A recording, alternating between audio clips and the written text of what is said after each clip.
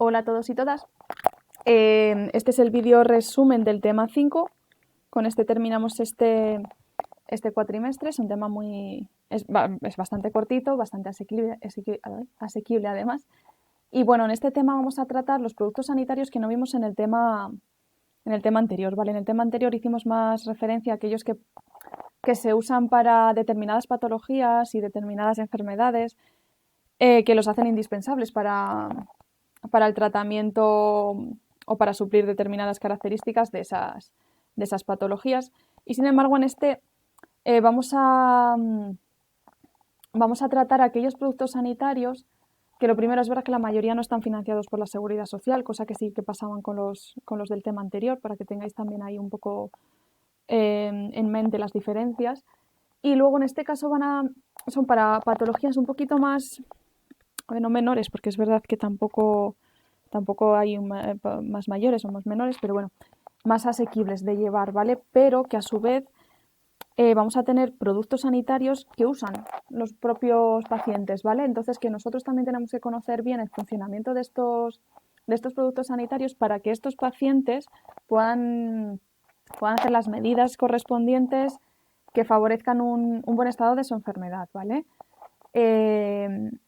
Y es verdad que nosotros en algún momento también vamos a hacerles estas medidas, ¿vale? Por eso necesitamos también conocerlos. ¿Qué productos sanitarios vamos a ver en este tema? ¿Qué nos quedó entonces? Pues bueno, desde los anticonceptivos y productos ginecológicos, que bueno, se tienen que usar en determinados estados de la salud y de algunas patologías de la mujer. Los sistemas de medición de la temperatura, que no son más que los termómetros, los de medición, en vez de la temperatura, de la tensión arterial, pues los tensiómetros, y también los instrumentos de autodiagnóstico. Por eso os decía ahora, al principio, que son al final pues, productos que usa el propio paciente. Es verdad que nosotros mediremos la tensión arterial, mediremos también la glucemia a algunos de nuestros pacientes que vengan a la oficina de farmacia, y por eso tenemos que conocer bien cómo funcionan, pero también para que los pacientes puedan hacer esas mediciones en su casa, ¿vale? Entonces, comenzamos aquí, bueno, una breve introducción sobre lo que ya os he comentado, que, bueno, vamos a ver esos productos que van a permitir que los pacientes puedan llevar un control de determinadas patologías o sintomatologías. Claro, con sintomatología, por ejemplo, pues lo que nos pasa con un termómetro, ¿no? Hacer una buena medición de lo que puede ser una persona que tiene fiebre o no. ¿Vale? Entonces, los primeros, hablamos de los anticonceptivos y los productos ginecológicos, que es verdad que aquí os he puesto todos, ¿vale? Porque creo que, bueno, aunque nosotros dentro de lo que son productos sanitarios solo nos interesarían los anticonceptivos de barrera, pero bueno, me parece esencial que al final pues los tengamos todos y hagamos un breve resumen de lo que es la anticoncepción que se ve en la farmacia y fuera, ¿no? Porque es verdad que también se considera anticoncepción a los procesos de vasectomía o la ligadura de trompas. Entonces, bueno, primero, la anticoncepción hormonal, que en este caso vamos a tener siempre, van a estar dentro del grupo de los medicamentos, ¿vale? Con sus principios activos correspondientes, pero bueno, que lo tengáis aquí reflejado. Van a ser las píldoras anticonceptivas, píldora y mini píldora, los implantes, los inyectables, parches, los anillos. Y, y bueno, pues van a impedir la anticoncepción, pero entran dentro del grupo de medicamentos. También os tengo puesta, claro, aquí la esterilización, que es al final, pues bueno, impedir la liberación de óvulos o los espermatozoides. Entonces, en este caso vamos a tener vasectomía en caso de los espermatozoides o la ligadura de las trompas de falopio para los óvulos. Pero consiste en una intervención quirúrgica, pero lo que os digo, para que quede aquí también reflejado. Lo que ya sí que nos interesa como productos sanitarios van a ser los anticonceptivos de barrera, los que van a impedir el paso de los espermatozoides, ¿vale? Vamos a tener varias opciones. Pueden ser mecánicos, pueden ser químicos o incluso mixtos. Dentro de los mecánicos, pues vamos a tener el preservativo masculino, que es una funda fina, elástica y desechable, que se coloca en este caso en el pene, ¿vale? También conocer el preservativo femenino, que en vez de colocarse en el pene, se tiene que introducir en la vagina, ¿vale? Para evitar que los espermatozoides inseminen el óvulo.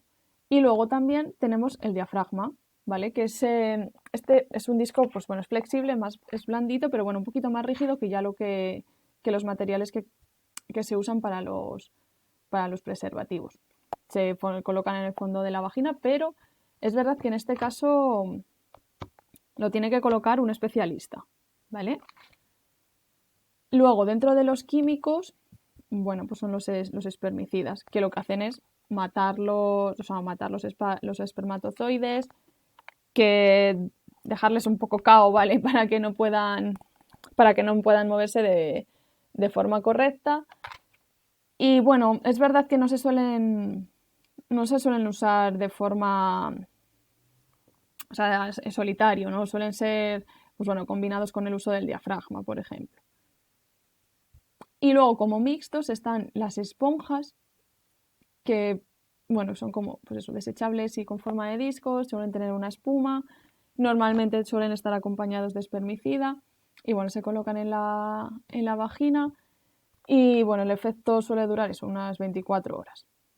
Pero suele recomendarse eso, la extracción antes de las 6 para que no haya problemas.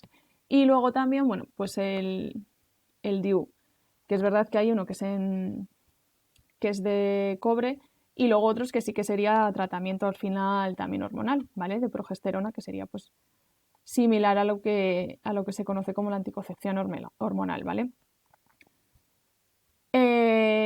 Luego también dentro de este grupo, el de anticonceptivos, también tenemos los productos ginecológicos, ¿vale? Que los he puesto aquí juntos, aunque bueno, es verdad que al final casi no tienen que ver una cosa con la otra, pero bueno. ¿Cuáles van a ser los productos ginecológicos? Pues aquellos que se van a tener que usar en algunas situaciones patológicas o fisiológicas, como pueden ser durante la menstruación en la mujer, ¿vale? En primer lugar, bueno, los ejercitadores de suelo pélvico, que suelen ser las bolas Kegel, las bolas chinas, algún tipo de ejercitadores tensores, que lo que ayudan es a favorecer el suelo pélvico, pues tanto para la preparación de esta zona de la mujer para el embarazo y el parto, también para evitar luego pues, problemas de incontinencia urinaria en un futuro.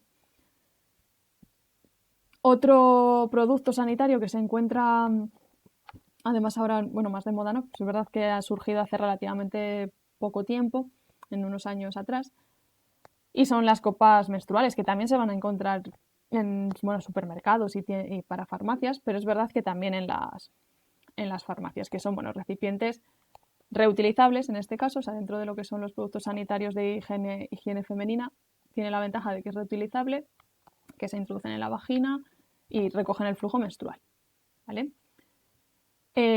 Luego los pesarios, que son como unos dispositivos suele ser de silicona médica o un plástico que se pueda usar sin problema, que se introducen en la vagina para poder aguantar la vejiga, ¿vale? Porque es verdad que en casos de prolapsos, en mujeres que han tenido a lo mejor muchos embarazos y han dado a luz, pues puede caerse, vaya. Y entonces lo que hace el pesario es contenerla, ¿vale? Para que no haya que recurrir a una intervención quirúrgica. Lo único eso, que es verdad que se dispensan en las oficinas de farmacia los pesarios, pero los tiene que colocar un especialista de ginecología, ¿vale? Otro grupo que tenemos dentro de los productos ginecológicos son las compresas tocológicas, que son, bueno, pues prácticamente compresas 100% de algodón, que van a usar pues tras una cirugía o bien, que es para lo que más se emplean después de dar a luz, ¿vale? Para contener las pequeñas hemorragias que pueden tener algunas mujeres, pequeñas o grandes, pero sin que les produzca ningún tipo de irritación, ya que puede haber puntos o porque haya habido algún desgarro, lo que sea, ¿vale? Y relacionados con las compresas tocológicas también, pues las braguitas desechables, que se fabrican de un solo uso, pues para después de una intervención y y también para contener también este tipo de compresas. Pasamos después pues, bueno, a los sistemas de medición de temperatura corporal, que ya os dije que no es más que, que los termómetros, ¿vale? Bueno, conocer al final las temperaturas que se consideran de fiebre o no, o sea, hiperpirexia ya cuando una temperatura es superior a 40 grados centígrados, hipertemia o fiebre, que es al final cuando se superan ya los 38, los 38 grados, y una fiebre alta, evidentemente, si es superior a 39 grados, sin tener que llegar a lo que es la hiperpirexia, que esto ya es verdad que son cosas un poquito más serias. Pero en las situaciones de fiebre están eso, entre los 38 y 39 con poco. Y bueno, la febrícula que está entre 37,1 y los 38 grados, y luego hipotermia cuando está por debajo de 35. Bueno, considerar también que es verdad que estos son un poco los grados a conocer de fiebre o no fiebre, pero también es verdad que dependiendo de algunas condiciones fisiológicas, pues es verdad que puede aumentar o disminuir la temperatura. Y a lo mejor nosotros pensar que hay una situación de febrícula, pero es que simplemente es una persona que ha realizado un ejercicio físico muy intenso y está todavía intentando calibrar el organismo cuando hay estrés, etcétera, que se puede variar. ¿Qué termómetros vamos a tener en las farmacias? Pues vidrio, digital e infrarrojos. Los de vidrio, pues antes se comercializaban con mercurio, pero ahora tenemos otro tipo de metal. En vez del mercurio se usan de galio. Son un poquito más engorrosos porque no sube y baja tan rápido, pero bueno, al final nos da la misma función que los de mercurio, ¿vale? Los termómetros digitales, que son los que más se usan al final, que es una sonda la que detecta el calor y nos da el resultado en una pequeña pantalla digital. Son eso, rápidos, efectivos, muy fáciles de usar y muy rápidos también.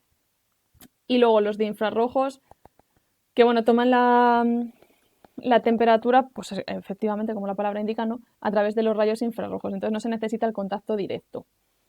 Y bueno, ya sabéis que se pusieron muy de moda también, sobre todo con el COVID, porque no necesitabas compartir, ¿no? O sea, cada vez que usas un termómetro, tanto digital como de vidrio, pues habría que, si haces una medida a una persona y después a otra, pues habría que realizar una limpieza exhaustiva, y con los de infrarrojos nos ahorrábamos ese proceso, porque solamente con acercarlo no hacía falta tener contacto con la piel, solo con acercarlo nos da las medidas. Dentro de los infrarrojos tenemos, bueno, los ópticos, para los pequeñajos sobre todo, para no molestarles mucho, y los frontales, que se ponen directamente en la zona de la frente, o en las sienes. Y luego las tiras térmicas de temperatura, que es verdad que no os las había comentado antes, que bueno, no, es verdad que no se usan mucho, pero bueno, sí que las podéis encontrar en los botiquines de urgencia, porque no ocupan absolutamente nada, es una tira de plástico realmente, y cambia el color pues dependiendo de la temperatura que detecte. Lo único que, bueno, es verdad que no son tan fiables como un termómetro, pero bueno, nos salvan de algunas situaciones en las que tienes que llevar un mini botiquín o lo tienen puesto en algún sitio para hacer una medición rápida. Otros productos sanitarios para que los puedan usar también los pacientes que vayan a nuestra oficina de farmacia van a ser los tensiómetros, o sea, los que nos van a nos van a permitir medir la tensión arterial.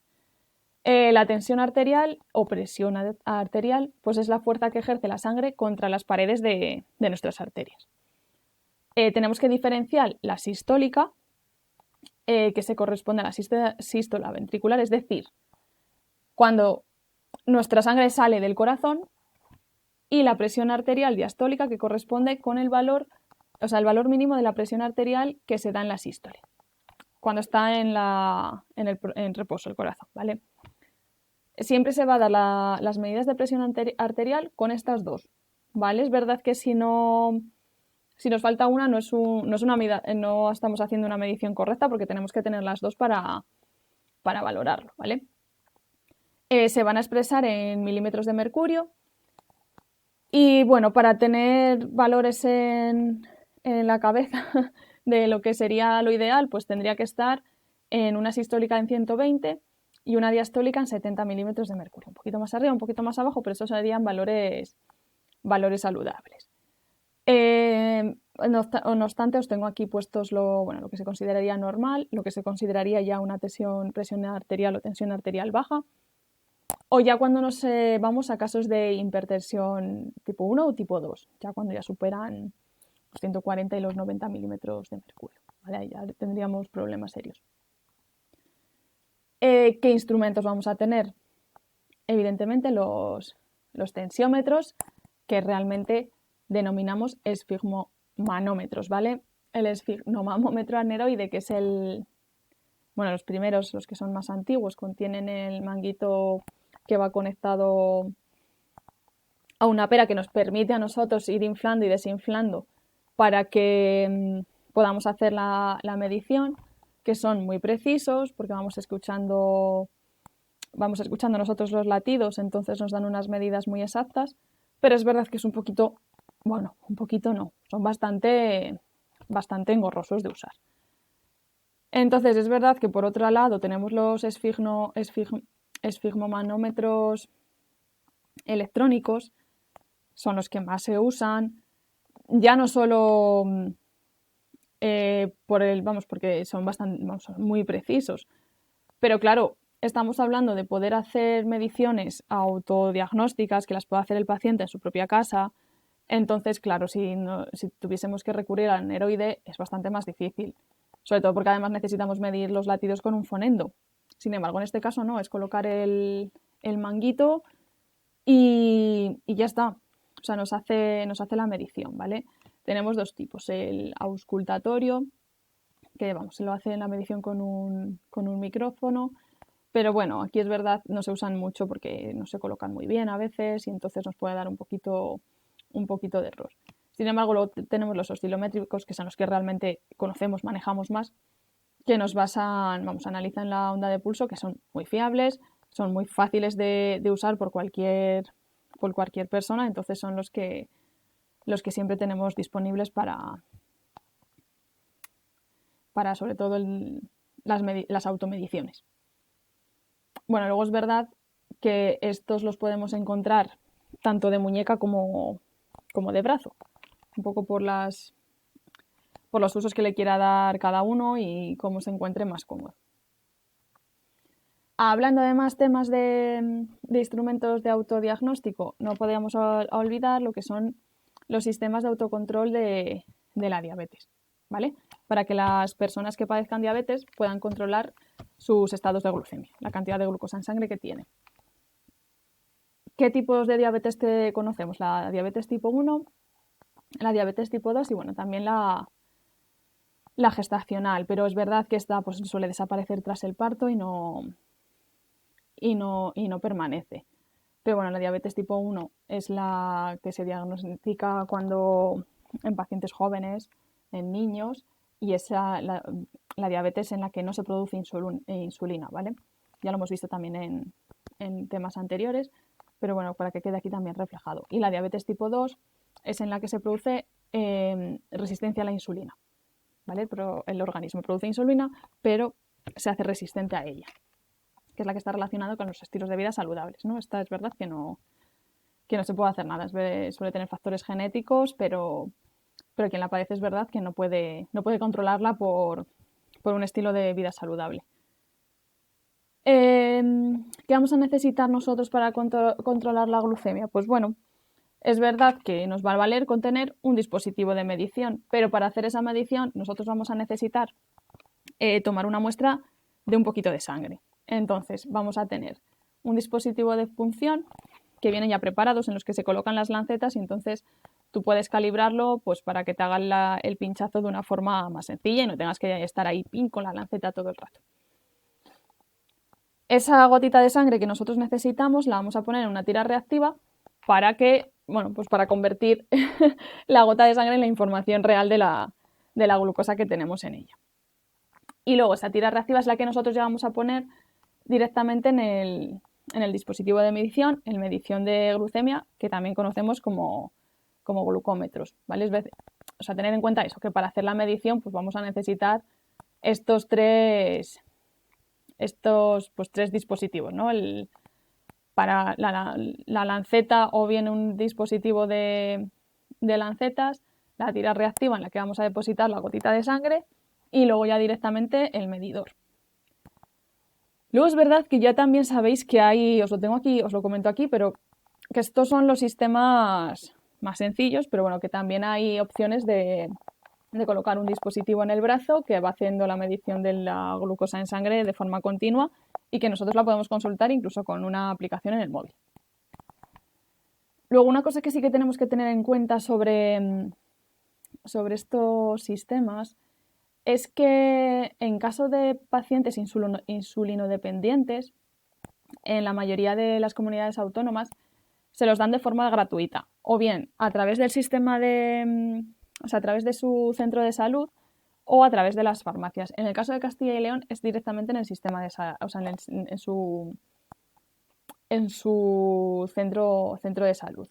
¿Vale? Las personas que se tienen que inyectar insulina porque tienen realmente lo que es la diabetes tipo 1, sí que se los dan de forma gratuita y cuando se les acaban estropeando, pues les dan otro y ya está. En el caso de las personas que son, pues eso, diabetes tipo 2 y que no se tienen que inyectar insulina, pues los pueden adquirir a través de las farmacias sin ningún tipo de problema.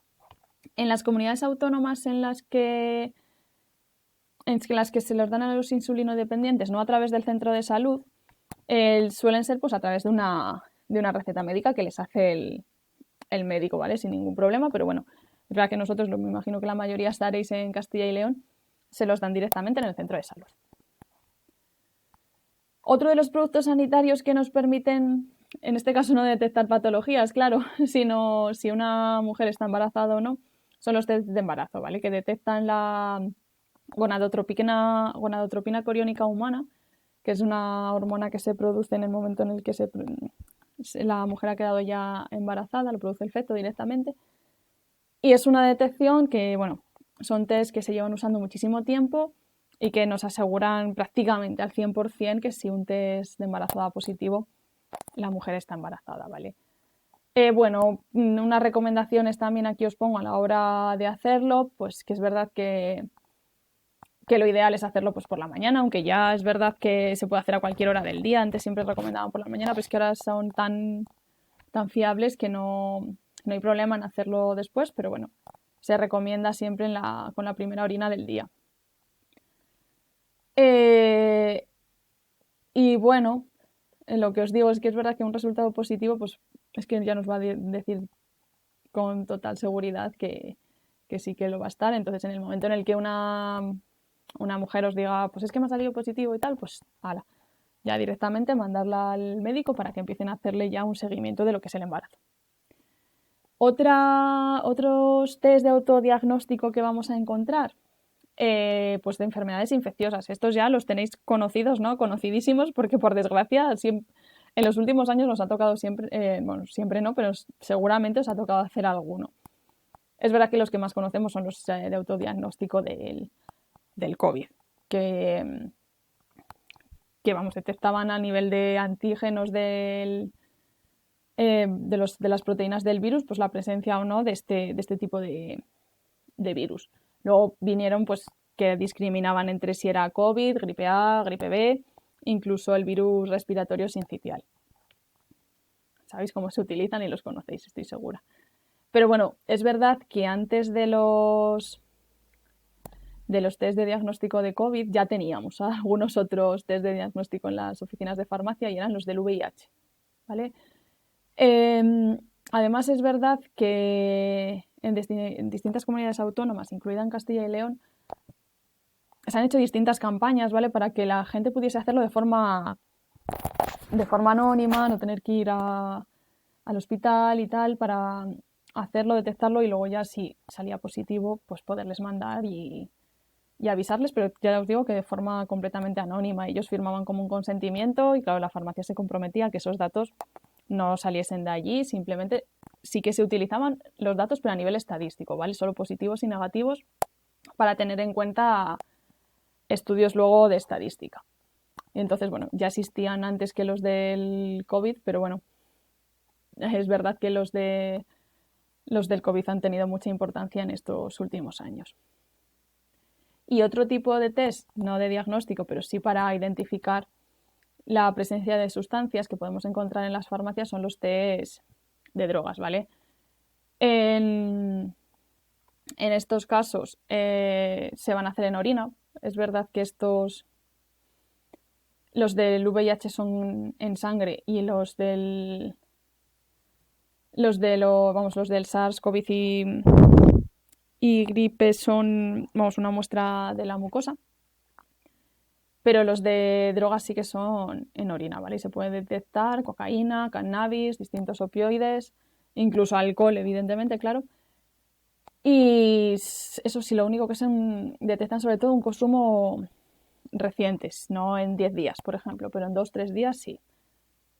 Y bueno, se dispensan también en las oficinas de farmacia, puede ser de uno en concreto o algunos de los que combinan varias drogas, ¿vale? Bueno, pues este es el resumen de este tema. Ya habéis visto que es pequeñito y bueno, simplemente para completar la otra parte, ¿no?, que nos quedaba de los productos sanitarios, que junto era demasiado y así queda un poquito más espaciado y podéis diferenciar los distintos aspectos de unos y de otros.